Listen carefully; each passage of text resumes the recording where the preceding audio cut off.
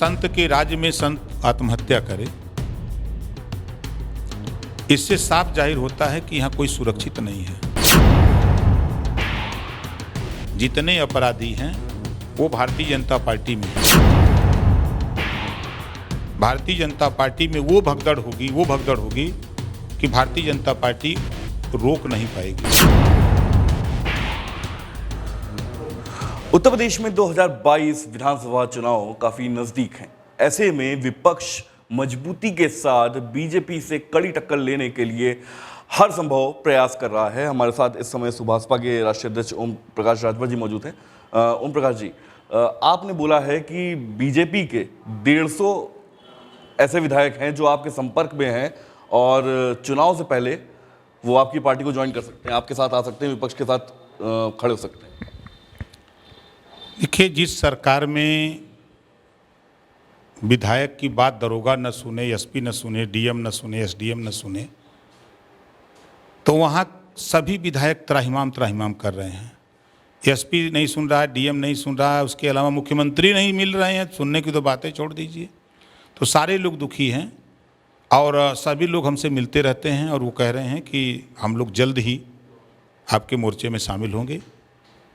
27 अक्टूबर के बाद आप देखिएगा भारतीय जनता पार्टी में वो भगदड़ होगी कि भारतीय जनता पार्टी रोक नहीं पाएगी।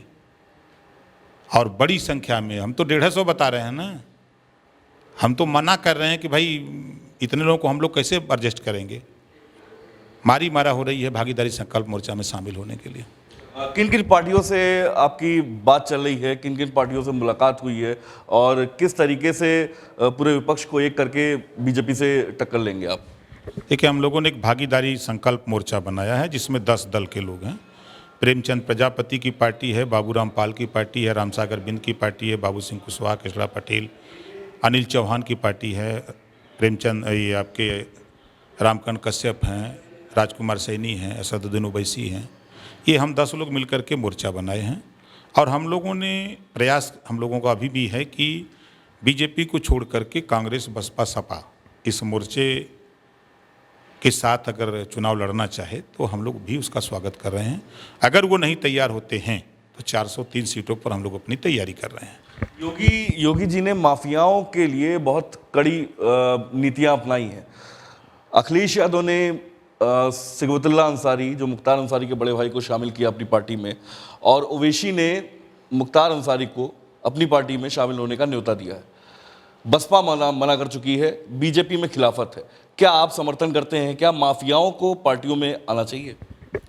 दिल्ली की पार्लियामेंट में आधे से अधिक आपराधिक प्रवृत्ति के लोग सांसद हैं। उत्तर प्रदेश की सरकार में भी 150 से ज़्यादा लोगों के ऊपर क्रिमिनल धाराएं लगी हैं जो यहाँ विधायक हैं वर्तमान में। भारतीय जनता पार्टी के टिकट पर एमएलसी बनते हैं मुख्तार अंसारी, ये ब्रजेश सिंह तो साधु दिखते हैं। धनंजय सिंह की पत्नी अभी अभी जिला पंचायत बनी है भारतीय जनता पार्टी के सहयोग से, वो तो ईमानदार दिखती हैं।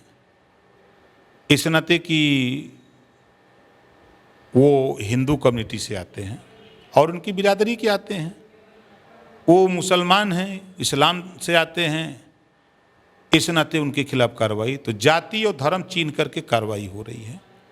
अपराधियों की कोई जाति नहीं होती है, उसी हिसाब से काम करो। एक को संरक्षण, एक के खिलाफ कार्रवाई, ऐसा क्यों? इस तरह की बात आप क्यों करते हो? तो और अपराधी, जितने अपराधी हैं वो भारतीय जनता पार्टी में हैं। ये ऐसी वॉशिंग मशीन है, इधर से हिलते हैं और उधर क्लीन होके निकलते हैं।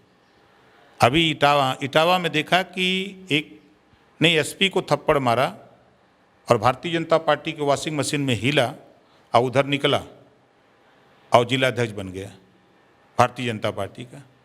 ये वो है भारतीय जनता पार्टी। अपराधियों को संरक्षण देने के लिए हाथरस की घटना को देख लीजिए, बेटी को आज तक न्याय नहीं मिला, अपराधियों को संरक्षण सरकार दे रही है। बलिया में पाल की हत्या होती है और अपराधी को बचाने के लिए पूरी बीजेपी लग जाती है। तो ये अपराधियों को संरक्षण देने वाली सरकार है। और जाति धर्म चिन्ह करके कार्रवाई करने वाली सरकार है।